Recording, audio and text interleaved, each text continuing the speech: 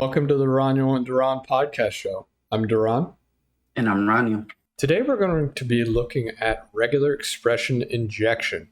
So one of the important things to remember is we talked in the past about insecure deserialization, and we showed how we can use insecure deserialization to do authentication bypass and a whole host of other things, to include, of course, extracting data and things of that nature. Tied to that, we, of course, can do privilege escalation and so on and so forth. One of our big goals in our podcast is to discuss and talk about many of the things that other people are ignoring, or discuss them from a perspective that is simply not being widely, if at all, discussed. Regular expression injection, like all other injections, is where an attacker is able to inject an arbitrary command. In this particular case, the arbitrary command is going to the back-end regular expression interpreter or compiler. It's then leveraged as part of that query. Now, in our example today, we're going to be doing it through a faux federated authentication action. Now, this is part of the super vulnerable Java application. If you haven't looked into it, it is available for download via GitHub. And I strongly recommend people grab it and play along with us, but also explore on your own. We do have a README. It's very easy to install. Effectively, we package into a war, which you can throw into Tomcat. All you have to do is make sure that you're using Tomcat 9 and above, and that you're using at least Java 11. So our example today is actually based off of a very common thing that we see and that we've seen in major software organizations as well, where they inappropriately take regular expressions from the client side. Now, in this particular case, they're actually taking it as part of that federated authentication package. So we have, for whatever reason, received from our identity provider a regular expression. Now, the reason why you'll see this most often is because usernames from that identity provider do not match what is within the actual system. And rather than programming or hard coding the system to do a specific translation, they have the identity provider send them a regular expression as to what that translation is supposed to be. It's a very common use case, especially since more often than not, the usernames used in single sign-on are email addresses and things of that nature, while most application database usernames are instead just the user's name and not the entire email address.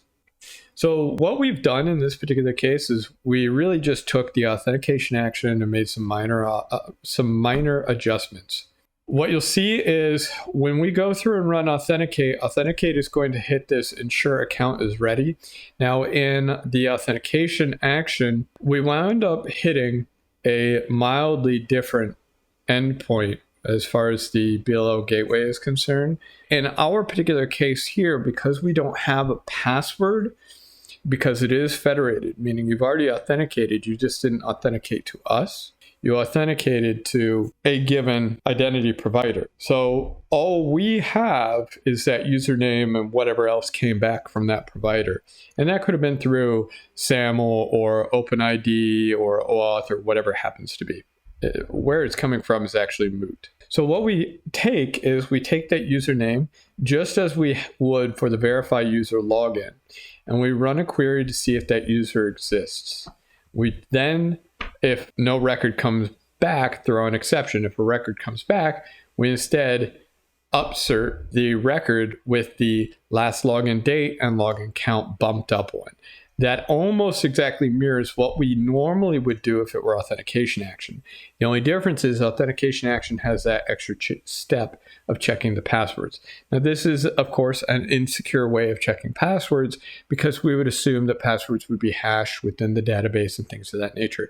This is a super vulnerable Java application. Maybe in a future date, we'll go through and we'll add that capability, but All right, so with all of that aside and moving forward, the important thing to recognize is that the federated authentication action is taking in an additional property. So rather than taking in a username and password, we take in a username, and then we also take in this translation regular expression. Now, the translation regular expression we expect to be a Perl-like regular expression. So it's going to be that /match /replace and then a following slash. Very standard. Again, this is something I've seen actually quite frequently, particularly with applications that are made by, so to speak, big box software manufacturers. So what it then does, what our constructor then does, is we have this Perl style replace regular expression extractor. There's nothing harmful in this particular regular expression. As I said, you'll see we match on slash. The data inside the slash is given a name, which is match. And then, of course, we match on the next string in between the trailing slashes, and that is our replace string. I will say I have this question mark right here. What that winds up doing is it makes it so that we can have an empty replace, meaning we're going to replace whatever is matched with nothing. So it's removed, it's deleted. Any matching text is actually deleted. That's very common, especially since, again, the most common use case is where the identity provider or SSO server, whatever it is you want to call it, has given us an email, and we only want the username from that email, so that left side left of the @ symbol. And here's where the injection actually occurs. So when we look at this here, there's nothing necessarily wrong with this. All we're doing is taking this string and running it against a regular expression. There's nothing inherently wrong with that, but they can be, but not in this particular case. But where the problem is transform. So what transform does is we, again, split up that regular expression that was given to us, and we've created a regular expression from it. So all we did was, if match in fact exists, we do a pattern.compile or new regex or whatever makes you happy. Okay, it's all the same constructs. It doesn't matter the language. The point is that we've turned that into a regular expression. What that means is that you as an attacker now have the ability to do regular expression injection. If you were doing this in Perl, it would be akin to go through and doing string concatenation on your s/whatever/whatever/. Now we do a replace all on whatever matches, and we replace it all with whatever you tell us to. That's going to be very important because it's going to adjust and tweak. If we had just done replace, it will only run one replacement. But if you do replace all, it's going to replace and replace again. Okay. Now, that's going to be important because when we talk about this from an authentication perspective, let's actually take a look at the easier use case first. The easier use case in this case is the JSON. The reason why this is easier is because we can see our regular expression without having to encode it. Since it is using the Struts JSON plugin, we can use JSON, which is what we have here, or we can do it the Struts way. Now, the Struts way is where you see it up in here. In either case, remember, it's deserialization. We talked about how to attack that in a previous episode. In this particular episode, we're just going to focus on that regular expression side of it.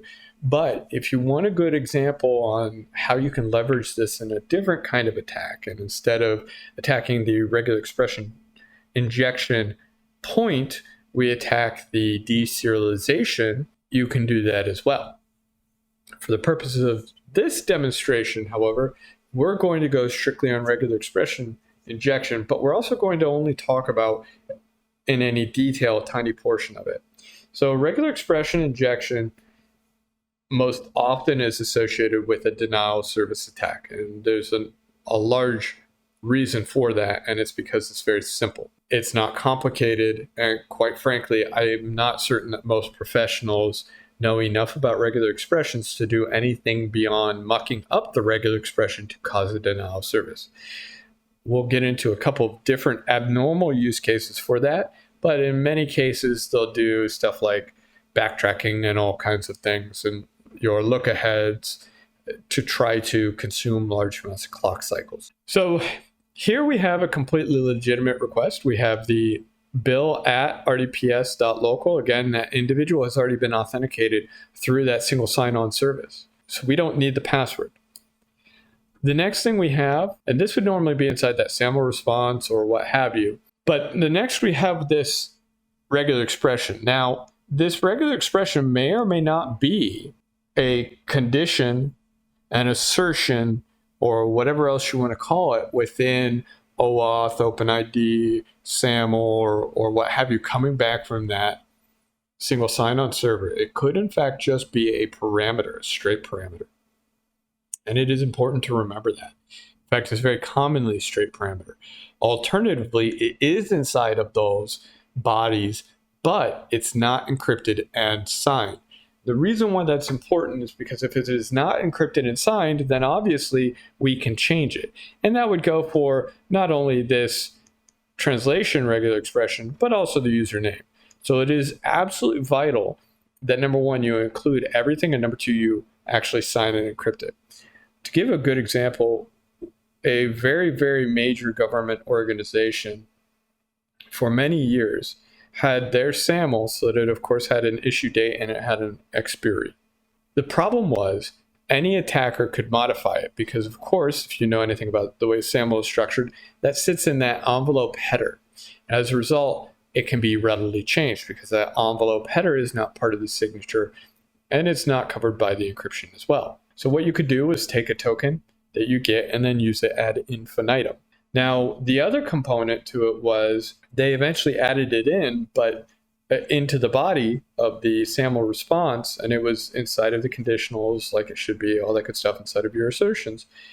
But if an application isn't aware that that is there and the application is not checking that expiry and verifying it, and that that is not signed and encrypted, and the application is not verifying that signature and encryption, then it's all moot because the user can still continue to do that. The same is true with this data. So if this data is not embedded inside of the signed and encrypted portion, the whole thing is completely insecure. And as an attacker, it becomes a target. So if we run this, what we're going to see is we as a user are going to be able to authenticate. And if we look in the logs, we can see we have debugging, of course, enabled for your convenience, all of this traffic. And then we finally see right here, we've created a debugging line that tells you the regular expression, what it's matching against, and what's going to be replaced. And then, of course, we have this, which tells us what the end result is. And we can see the query itself that comes through. So you'll notice that this bill at rdps.local was transformed into just bill, which our database happens to have. And just to show that it is in fact functioning, we're going to try bill 1. Bill 1 is not a valid user, so of course it's not going to return an ID. Now, if we did this as admin, we would be signing in as the administrator instead. Now remember, of course, all we're doing at this point isn't verifying credentials. Those have already been blessed. All we do is translate. And that's part of the reason why you should always, always, always sign and encrypt your response, be it an OAuth response, SAML response, or whatever. It doesn't make a difference. It needs to be signed and encrypted so that no one can modify the package. No one can modify the guts of it in any way, shape, or form. Because so long as they can do that, then they can set the username to whatever they want. And the same is true, of course, with this regular expression. And again, more often than not, the username will in fact be properly protected, but the regular expression will not. So let's take this a step further and let's talk about how we can use this in a malicious manner. So I want to first explain to you why this isn't going to work. So if we were trying to go through and change ourselves from Bill to admin in this regular expression, this isn't going to work. Instead, it's going to result in the username admin. And the reason why it's going to do that is because of that replace all. So replace all is going to work differently than just replace. If we only did .replace, this would work. With replace all, it's a little more greedy. So it's going to replace first all of this, and then after it's done, it's going to say this .star means and nothing else. So it's going to do that nothing else one more time, or I should say one time. So we've done, in fact, 2 replaces. We replaced this with admin, and then we replaced the end position right here with admin as well. Instead, as an attacker, what I actually need to do is toss in a caret and a $sign. So what this says is match all characters from the start and end of the string. So it's going to match this entire string. It's going to match the entire string once. Now, we'll notice that this appears to have worked. So let's take a peek to see what actual user we authenticated as. We know what it should be. If our query worked, it should be admin. So looking at this, we can see, of course, down here, it used our regular expression just as we wanted, and it is intended to replace bill at rdps.local with the string admin. And that is in fact what has happened. We can see the query here. It queries as admin. We know, of course, admin is a user. And now we are authenticated as the administrator. And we can see that here. Everything that we're doing is as an administrator. And we see, in fact, it even updated our last login time and the login count. Now, I came across an interesting example a while ago out in the wild where they cache this regular expression. And the problem with caching it in that case is it allows for an interesting denial of service attack, but it also allows for something particularly more interesting, and that is a permanent or near permanent cache poisoning attack. In this particular case, they had an expiration on the cache, but it wasn't properly configured. So anything put in the cache stayed in there forever because they didn't check the expiry on the cache.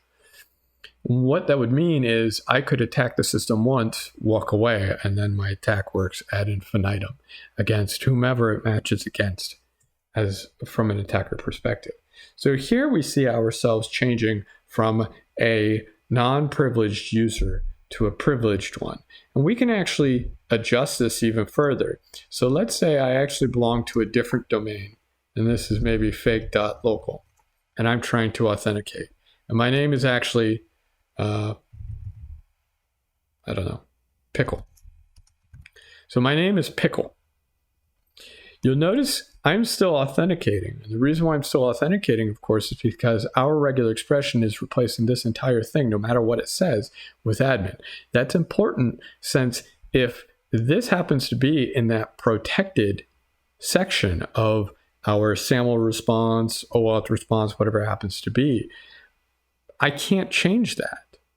But what I can change potentially is this. So long as I'm able to change this portion here, adjust this regular expression, it doesn't matter that the username, user ID, or any of that other data is protected.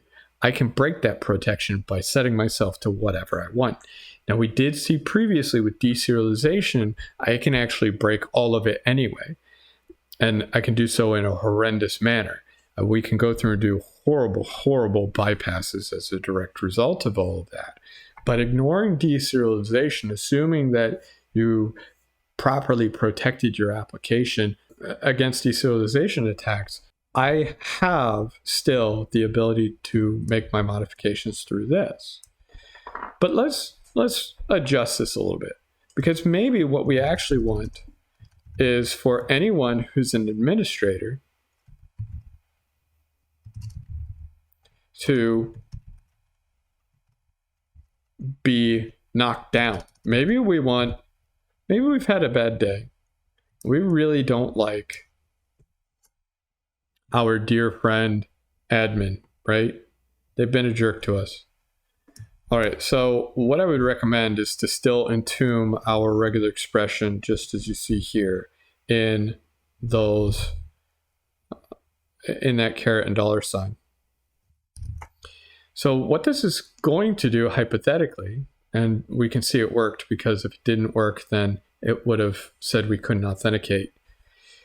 The reason being it would have changed nothing, and the username that would have gone across, of course, would have been admin. So what we're doing is we're changing this user to Bob. So if we scroll down, let's find our user Bob. So here we see admin got changed to Bob. So we've actually downgraded the administrator. Now, if instead maybe we were Bob and we've had a hard time with Bill, right? Bill's been giving us a hard time, and we want to sit there, and we could go through and make it so that we see his data by instead impersonating him. But in this case, we want to make it seem like Bill's gone off the rail. Bill is attacking us. So you'll see the reason why this of course didn't work is because the username was wrong. And that's what I was saying earlier, is if we match it like this and it matches against the wrong person, and if I sat there and added S Bill, that's of course going to fail, because that caret and dollar sign. Whereas now the entire thing matches, and we've changed Bill to Bob. And similarly, we can change anyone to anyone. We could make this more global. Of course, if we wanted to, we could make this more complicated, something like this, where if it's Bill or admin, they will now become Bob. So Bob's going to remain Bob. So now both Bill and admin will resolve, of course, to Bob. Now, you'd want to be a little more tricky than this, and things get complicated because, of course, if Bob tries to log in, Bob is now going to be denied access. This, of course, would be a good example of a denial of service. This would be a rude denial of service that would be very quickly found out. Well, if someone figures it out. Whereas if I'm doing something like this and changing Bill to Bob, Bill may not notice that he's authenticated as me. And if whatever Bill puts in happens to be sensitive data, he's now putting it as me, and I can see that sensitive data. Maybe I didn't have access to it before or what have you. Of course, we can do the same exact thing here on the Struts side. We see here's our authentication. This is Bill. Here's our translation. All right. So if we're making this a little more malicious, what we need to do is percent, and we want to do 5e. We're going to do dot star and percent 24. So looking at this, this looks exactly like what we had on the other side. Now we need to change what we want it to be adjusted to, and maybe we want it to go to admin. So here's our latest query. And there we are changing our username to admin, and we can see our username successfully changed from Bill to admin. So this operates in the same exact way, of course, as it does on the JSON side. The only difference is we have to encode it. If we were doing it as a put, obviously the data would be in here, but it's still the same thing. Still deserializes. Struts is deserializing it straight into our given class. These principles, of course, apply no matter what it is we're talking about language-wise. It could be Ruby, it could be Go, it could be Perl, Python, PHP, C#, Java, whatever makes you happy. It can even, of course, be languages like C, C++. It is absolutely positively important that you remember to always, always, always protect your regular expressions. Regular expression injection isn't just about denial of service. Regular expression injection is a lot more. In this case, we're using it to bypass authentication because that is what is available to us. But we could actually have done significantly more, and we could do significantly more damage. I want to thank you for your time, and I hope you guys enjoy yourselves. Please don't forget to like and subscribe if you enjoyed this content. We have plenty more planned and plenty more in the pipeline. Thank you, and have a fantastic day.